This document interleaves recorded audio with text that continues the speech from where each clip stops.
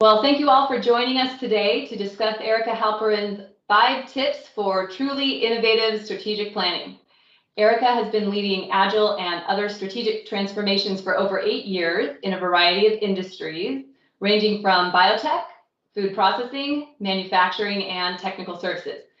AJC and our clients benefit from Erika's versatile approach, as well as her diverse background. Erika focuses on leadership challenges and business agility in the areas of technology modernization and process transformation, with a demonstrated ability to work cross-functionally and collaboratively in various settings with various stakeholders. And Erika's superpower really is in discerning the root cause or issue in a situation and articulating that truth in a way that both engages and motivates others. So today we are pleased to turn it over to Erika to share her tips on this important topic of strategic planning. Erika. Fantastic. Thank you so much, Andrea. That's not the superpower I would have asked for when I was a kid. And you got asked that question, what do you want your superpower to be? But it's a good one, I guess, right? All right, so 5 tips for truly innovative strategic planning. So thanks all for joining today. The reason why we're talking about this is strategic planning season is upon us, right? Like this is the time of year when leadership teams are getting together to figure out what kind of budgets they need coming up for the next year and what they want to focus on. And I think that's really the heart of strategic planning that sometimes leadership teams forget about, which is what you're trying to ask yourself are essentially 2 questions. What is our story, right? Like, where are we getting to? And how do we know that we're working on the right thing? How do we know that we're investing in the right thing? And a lot of times when these strategic planning sessions start, I've been a member of them and I've facilitated them, so I know how this can go. A lot of times they'll turn into pretty tactical sessions, and there's not a lot of, I don't know, I guess sort of leading into something that's more creative. It's like people are brought into a room, they're asked to quickly transition from their day-to-day activities to strategic planning, and they go right into brainstorming without really getting a sense of the general context. And I think that tends to stifle creativity and innovation. And so I wanted to give you guys some ideas about how you can facilitate those sessions differently to get a different outcome. And that leads me to my next slide, which is, I always love starting with a quote. So David Graeber is an economic anthropologist, and he says, the ultimate hidden truth of the world is that it is something that we make and could just as easily make differently, right? So if we're a member of a leadership team, we need to remember if there's something about how the organization is operating, something that's happening with our staff, whatever it is, these are things that we are in control of because of our positions in the company, and we can change the direction. And that's what we should be thinking about when we enter into strategic planning sessions. All right, so 5 tips. First one, establish definitions.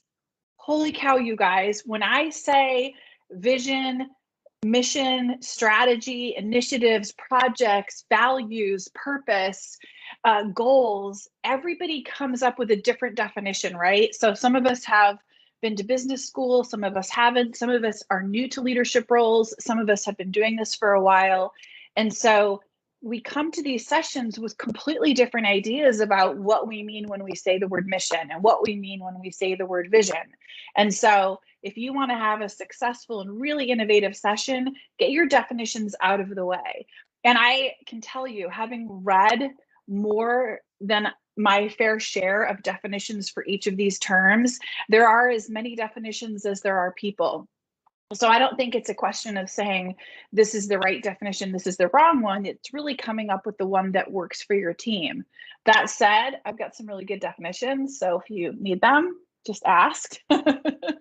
So establish your definitions, right? Make sure that you're all using the same language as you move forward. Step number 2, confirm the present.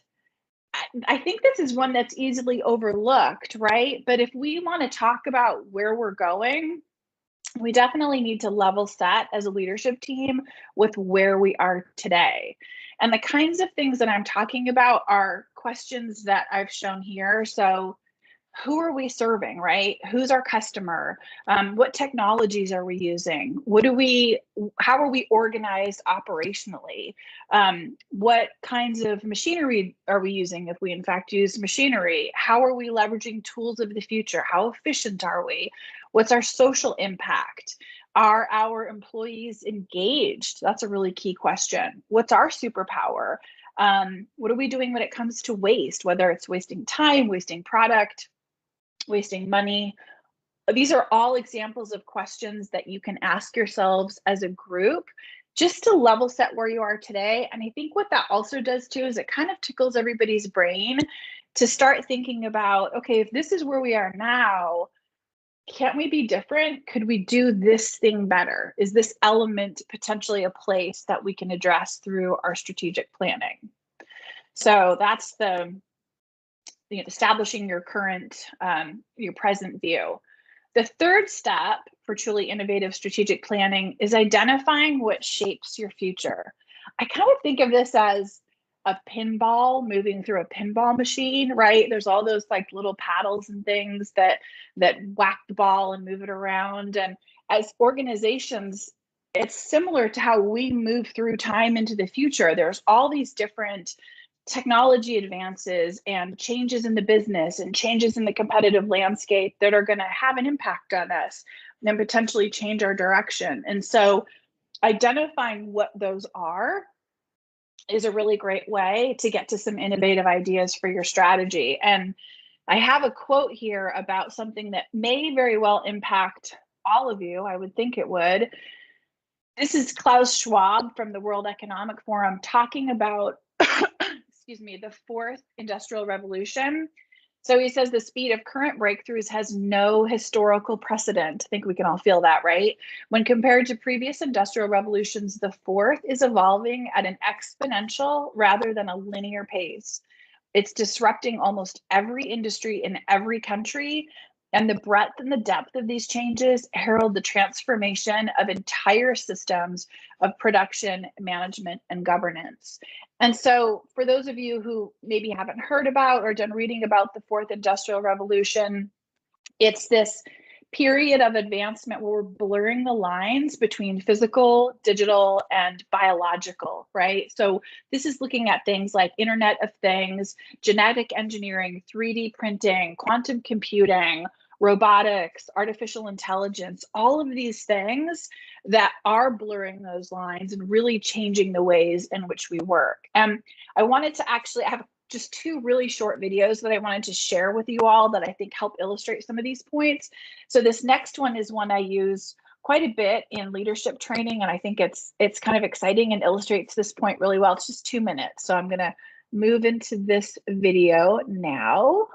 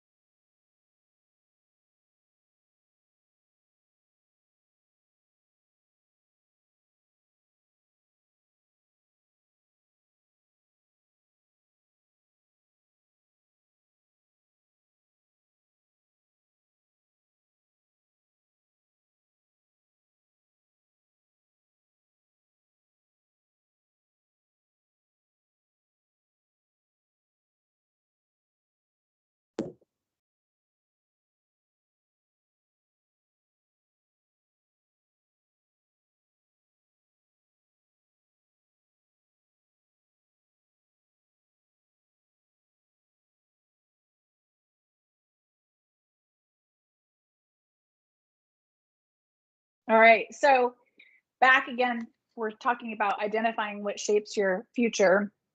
For that video, that I'm not exactly sure when that was made. I think it was around 2010.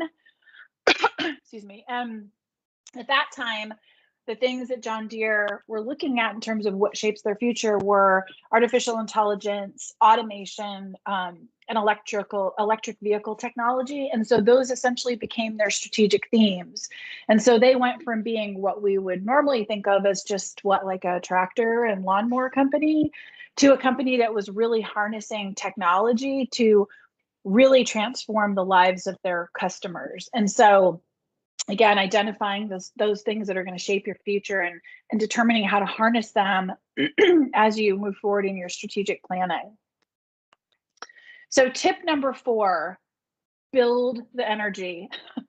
I sort of referenced this before, but again, when you take people, executives who are busy and they're focused on a million other things, and you pull them into a conference room and give them their voting dot stickers and whiteboards and ask them to start thinking about where they want to spend their budgets in the following year, I don't think we're getting the best of them, right? I think to get the best of people, we need to ease into those sessions with some energy building activities and examples and things that are going to get executives to the point where they're shoving you out of the way because they're just brimming with ideas. That's what we want to get to in these kinds of sessions. And so there's a lot of different ways that you can do that. I really do think that sharing examples of other companies' visions and strategies is a really helpful way. And also kind of looking back in the past to see how technology has transformed other industries.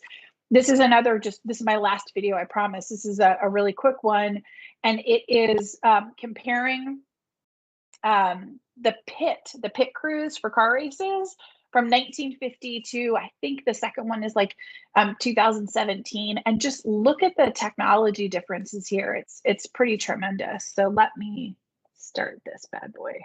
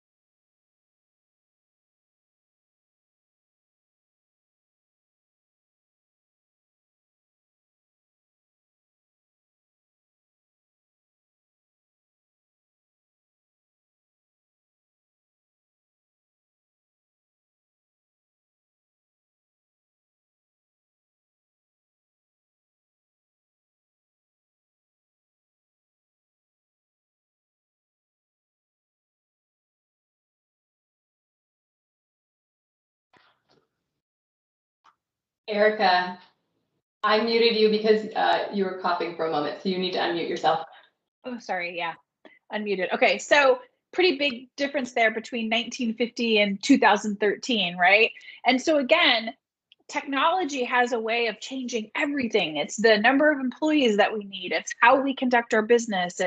It's what kind of service or product we're delivering. all of that needs to be taken into consideration. And we need to look to other industries or other companies in our sector to get inspiration and get ideas for the future. And the thing is, if we're not doing it, someone is waiting in the wings, getting ready to disrupt our industry.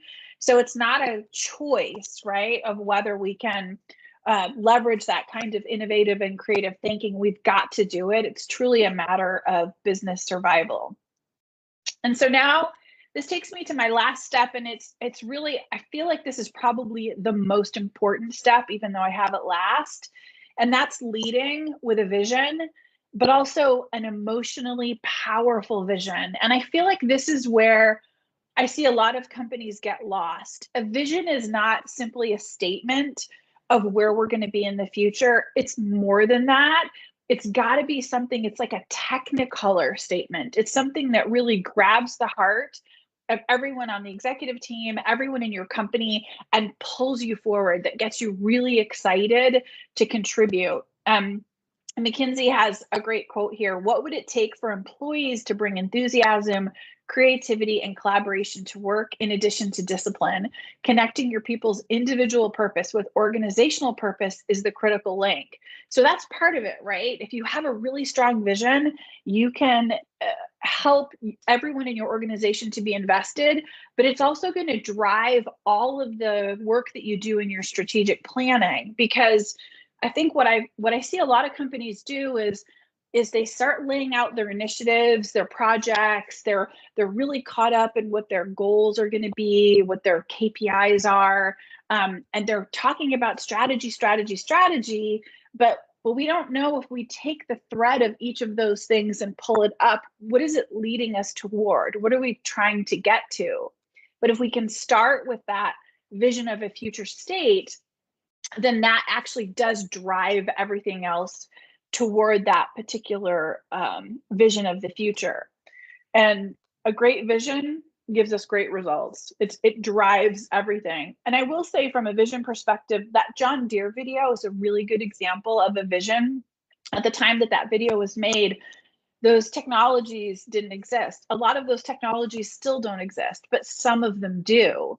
And so what John Deere has done, and what they continue to do, is they've revisited that vision video and just refined it every probably maybe 3 to 5 years, so that they can take into consideration what they've been able to complete and then sort of what still remains to get there. But we want to have that really strong technicolor view of the future, and that will pull everything forward, and that answers the question, the story of who we are, and are we working on the right things. So I think that's my last slide here. Yep, that's the end of this. And so at this point, what we'd like to do is open it up for questions. Erin, I'm not sure if folks had entered anything into the chat. We didn't. Oh, well, Andrea just did, so we'll go with hers first. But then after that, we'll just open it up. So if you guys have questions, that would be great. So Andrea is wondering, whose job should it be to activate this type of planning? You mentioned busy executives. Which role do you recommend should own this type of strategic planning session?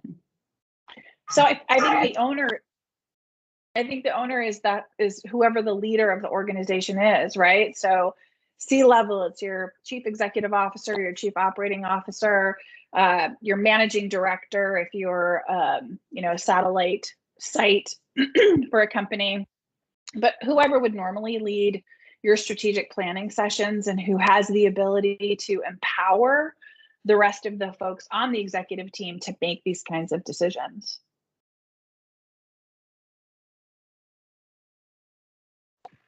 Awesome, thanks. Andrea, did that answer your question? Anything else? Okay, great.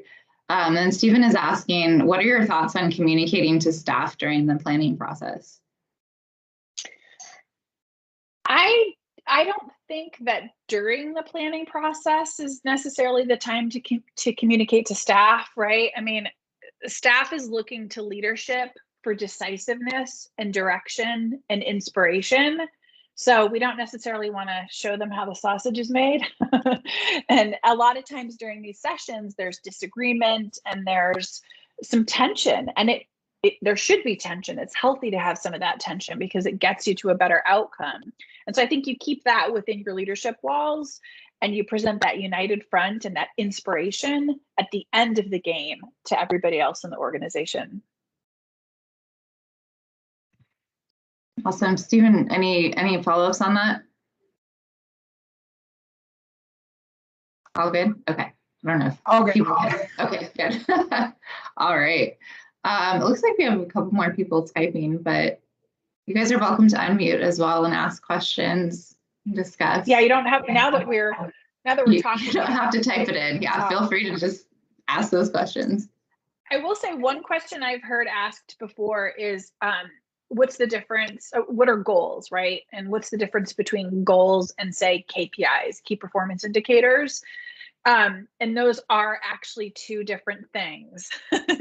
So goals are achievements that you're trying to reach at certain points in your organization. So they're going to be related to probably some of your strategic themes, some of your technologies. You have a goal to, I don't know, reduce your time to market or something like that. Just it's a stated goal in plain language. And then your KPIs are how you know you're on track to meet those goals. That's the big difference. So KPI is something, ideally, you're going to find leading indicators rather than simply lagging indicators so that you can track your progress on a continuous basis instead of knowing that you've failed to meet your goal when it's too late to adjust. But that's another common question that I've heard. That's great. I had another question that comes up, I think, during, the planning, and it kind of goes with what Stephen was asking and you mentioned. What is the best way to navigate planning if the leadership team can't align on a strategy during this process? So I'm sorry, so repeat that question one more time for me. Yeah. What's the best way to navigate? To navigate that planning if the team is just not able to align on the strategy? Well, so I think first and foremost, if you can establish your definitions up front, you're going to head off a lot of that difficulty, because it's really difficult to align on a strategy if you don't have any idea where you're going, right? I often use the analogy like, I can't pack for a trip if I don't know if I'm going to a ski resort or a beach in the Caribbean, right? You've got to know where you're headed. That certainly goes a long way toward helping develop consensus. The other part of it is, don't let perfection get in the way of progress, right? A leadership team has got to be decisive, and not making a decision is making a decision. So just make a decision. And then the third thing I would say is bring in someone from the outside. And I'm not saying this just to plug AJC, but that's a lot of what we bring to the table. We're objective. We're not caught up in interior politics. And so we can help identify more easily where we think people are getting hung up and guide you to a decision, because we're invested in your having a successful session, but we're not caught up in the details of relationships. Yeah, that totally makes sense. Thank you. Margot has a question. What kind of strategies would you recommend to maintain that awesome energy that you mentioned is so vital to kick off these meetings? Sometimes it seems like we start with a bang, then hit that 90-minute mark and it gets tougher. Yeah.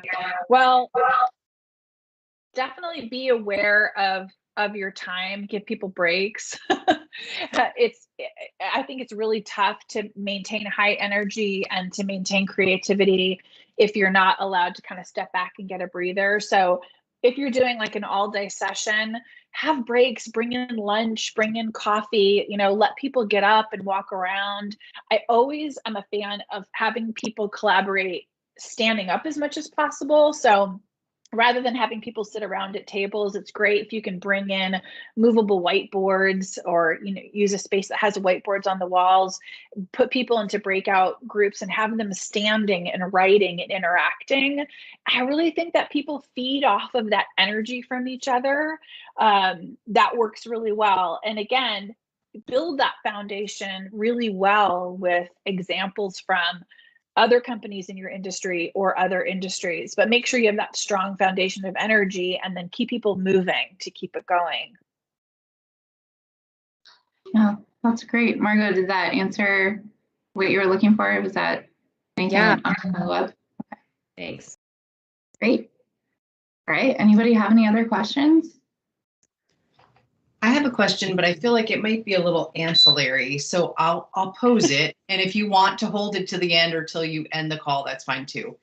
So I'm looking for some resources around strategic mindset for leaders. So strategic planning is a process, right? And there are best practices around that. But just helping people, these days, I'm just finding the leaders I'm coaching are so busy just doing, heads down, that just carving out that time and like what to do with that time in terms of just thinking, higher level. Didn't know if you find there.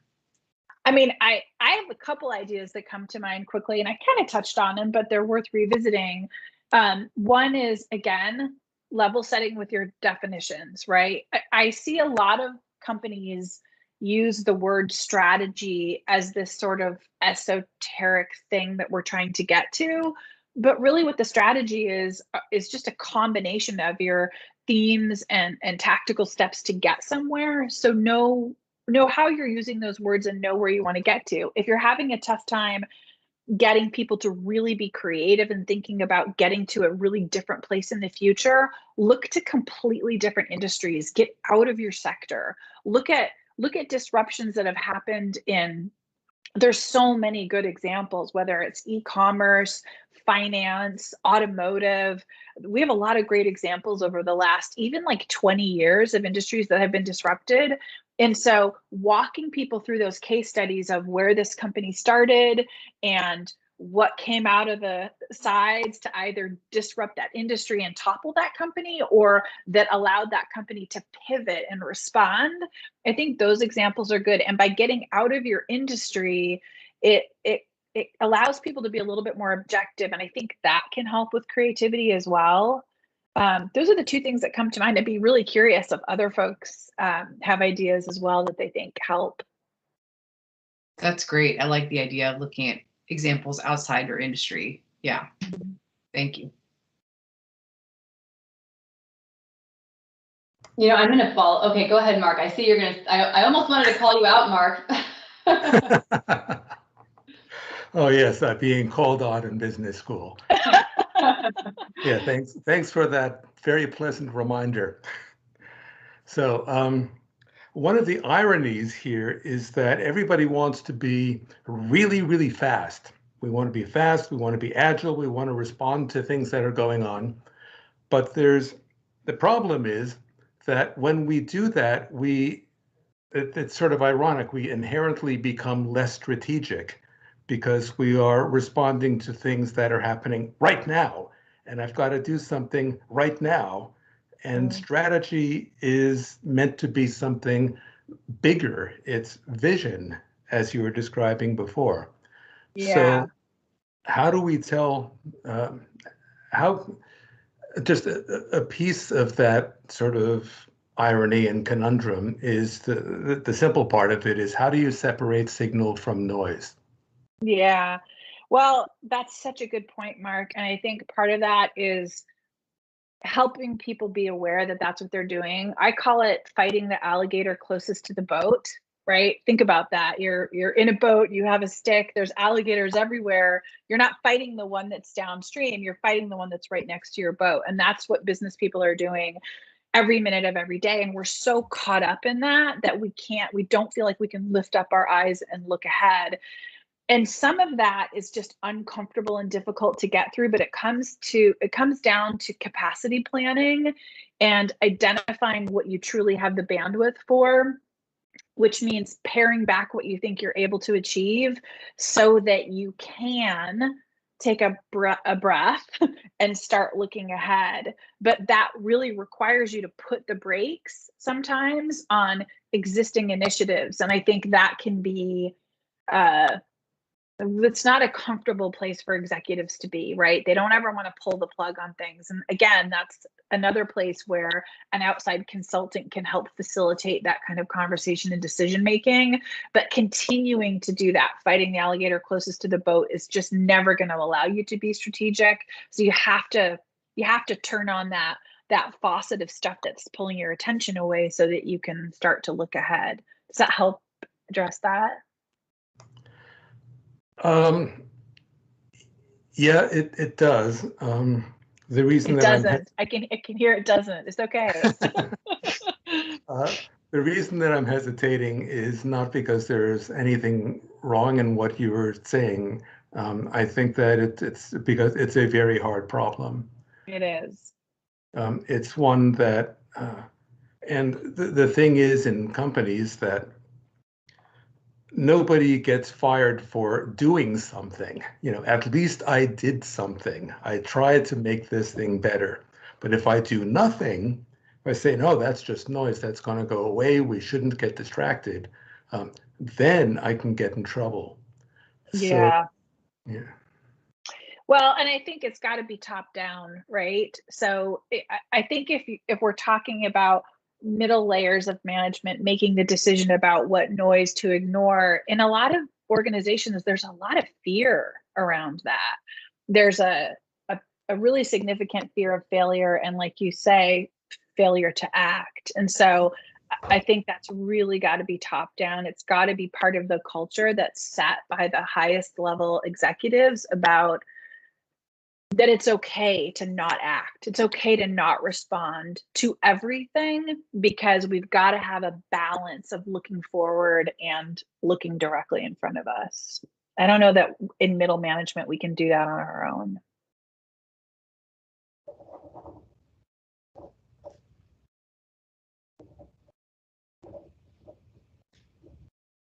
Anybody else?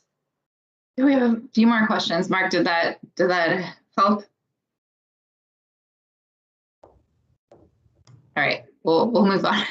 Let us know if you have any other questions. But Steve did have the next question. It was, what is the best way to align teams that are in different areas of the organization and generally think differently? So you have like office versus warehouse, or your manufacturing team or whatnot. Create cross-functional teams. I mean, that's how Agile does it. You've got to find a way to break down those silos. And so it's that kind of value stream perspective, right? If you look at the chain of events in your particular business, from when an order is placed to when it's delivered and you recognize revenue, there's all these different organizations and people involved. And if they're not working together, truly working together to get there, they're always going to remain in silos. And so if you start to create cross-functional teams, and I don't know, I can't say exactly what that would look like for every business. I think it's different for every business, whether they're cross-functional planning teams or cross-functional thought leadership teams, or, I think there's a lot of different ways you could approach this, but start really getting those breaking down those barriers by having people see how much they rely on the steps that come before them and the steps that come after them, and how they can work together to improve the whole process. And I think the other thing too, I would say, just from years of working with organizations on Agile methods, is I think the idea of a cost center is really detrimental to the overall business. So specifically in Agile, it's the tendency for the business side of the house to see IT as a cost center that needs to be controlled, whereas folks who are in technology don't see themselves as a cost that needs to be cornered. They see themselves as a partnership in the success of the business. And so identifying if you have those kinds of cultural limitations that are living in people's mindsets, right? And then looking at how you can get those different groups to collaborate together and to stop seeing each other as like the boss and the cost center, but really seeing that they're both integral to the success of the business. Thank you. That was a great answer. Thanks, Steve. We have here, there's someone new with a question, so I'll get back to Stephen and Andrea, but I wanted to get to Jose's question here. What lessons have you learned from the pandemic, and how has the strategic planning process changed post-pandemic? One of the fears, he goes on, one of the fears that has one of the fears has been that not being in the same physical space with others has decreased collaboration, inspiration, ideas generation, etc. Yeah. Oh, I'm really being cornered on this one. I mean, I think first and foremost, the thing that I've learned and that I've seen other companies learn through the pandemic is the importance of agility. I mean, when things shut down in March of 2020, that was the very essence of the concept of agile. It was like, I imagine it like a tennis player on their toes, right? If you're a flat-footed tennis player, you are not going to make it from the back of the court to the front of the court for a tight serve. So as businesses, we need to figure out how to remain on our toes so we can respond to those kinds of changes as well. Part of that is capacity, right? Another analogy is a freeway that's packed with cars. If we have packed every single minute and every single dollar and every single resource we have no space left on that highway for an emergency vehicle. We're not able to respond to quick changes. So I think those are some lessons that have come out from the pandemic. I totally agree with you. The ability or inability to get together in person for strategic planning is painful. And I have to say, I have a lot of ideas around how we can leverage technology and different technologies that we can use to facilitate these conversations so that they're still successful. I don't think there's one magic bullet. I think it depends on who your organization is, how big your leadership team is, what your specific strategic struggles are, how familiar you are with technology, what have you been using, what's been working, what's not been working. And again, it's another spot for a consultant to come in and have that conversation with you and give you some guidance and direction as to how you can best leverage the technologies that are available to facilitate remote conversations and remote collaboration, right? Now there's way more options than there were 2 years ago. So that's a good thing. Yeah, who knew it would be this long? We've certainly adapted. Jose, did that answer your question? Okay. I'm not sure if people are feeling confident unmuting. So Stephen, we'll move on to yours. In the planning process, how do you plan for a critical review of assumptions, plans, etc.? Whose question is that? This is Stephen's question. Stephen, can you give me a little bit more? What are you thinking about? Well, whenever you go into a planning process, there's always some underlying assumptions that lead to decisions that in retrospect may not be right. And so I'm always looking for new ways to challenge our thinking without being confrontational about it, but trying to figure out what that underlying assumption is that got us to this place that may or may not be the right place. Oh, I love that. I love that.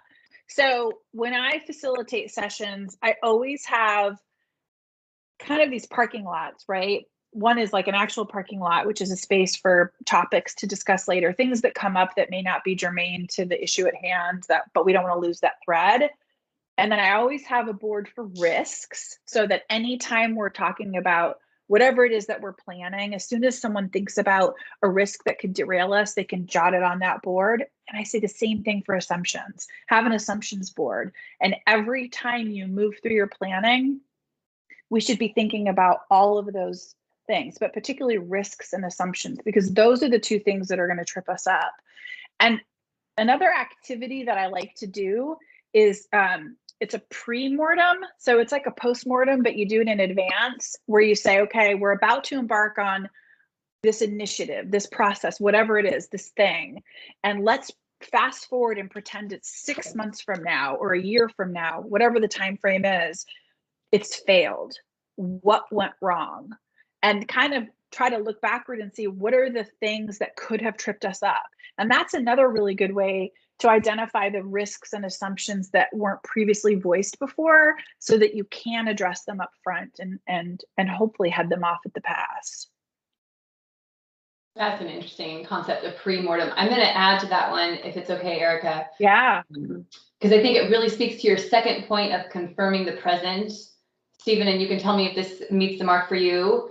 when I've led these sessions, I try to get as much data as I can. And honestly, it takes quite a bit of upfront work to present financial data and, you know, industry data and other data in a way that's compelling and easy to digest in a session.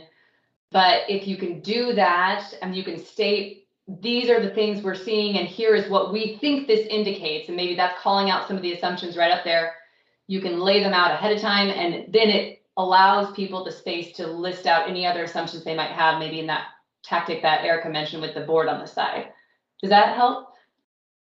It does, and it's timely as we are meeting with our board to kick off our strategic planning process on Saturday.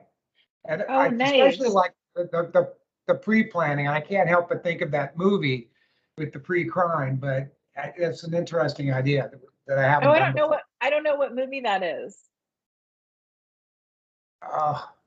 It's Minority where the police Report. Yes, that's it. Minority.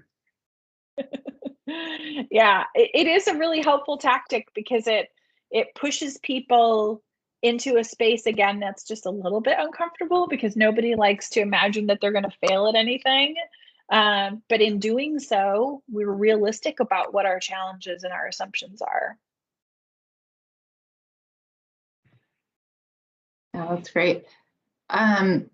Let's see. Let me move on to the next question. Andrea was asking, how do you recommend researching the things that shape the future? Oh, wow. So I think it depends on your industry. The internet is rich with answers. McKinsey is a good resource. They have a lot of industry and sector specific studies and articles that are available for free on their website. There are always trade groups, industry groups that will talk about changes that are happening and companies that are leading the way. The World Economic Forum, I have found that to be an incredible resource because they have this, it's a coalition, I guess you could say. It's the Lighthouse Group, and it's basically a identification of a group of companies across sectors that in the global marketplace that are leading the way in terms of adapting to fourth industrial revolution changes. So that's nice. It's a good way to get inspiration. And then really just getting really creative in your search for case studies and examples. And again, working with consultants. I mean, we are so lucky that we've been able to kind of parachute down into different organizations. All of us consultants at AJC over the years, we've worked in all different kinds of organizations, and we've seen things that have worked and we've seen things that haven't worked. And so a consultant brings a lot of that good information to the table and can do a lot of that research for you too.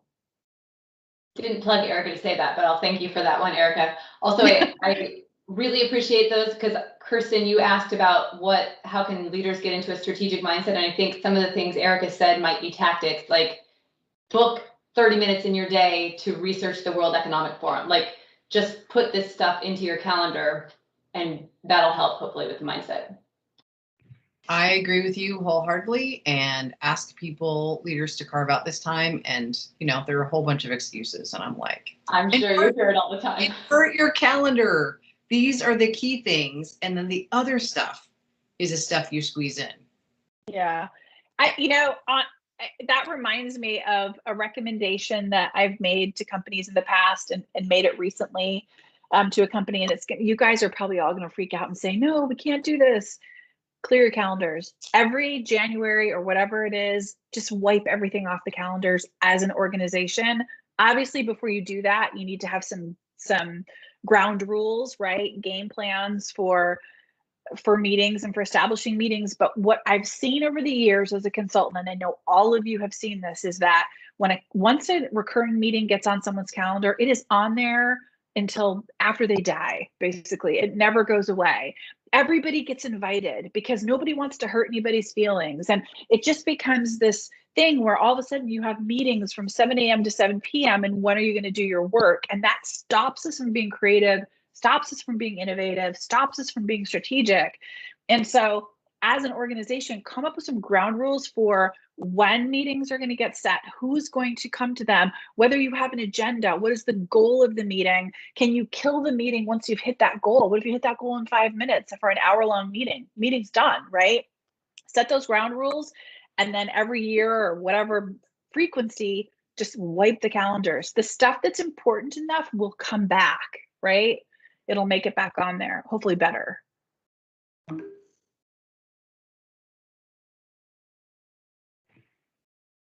Yeah, that's great. I really like that. All right, any other questions? You guys have had some really great ones. Oh, Steve. Oh, he's adding a few additional resources. So you guys can take a look here in the chat box. The U.S. Department of Commerce website, State Department website, which has insight into world events almost in real time, and National Manufacturing Extensions Partnership. So that's awesome. That's great. Thank you, Steve.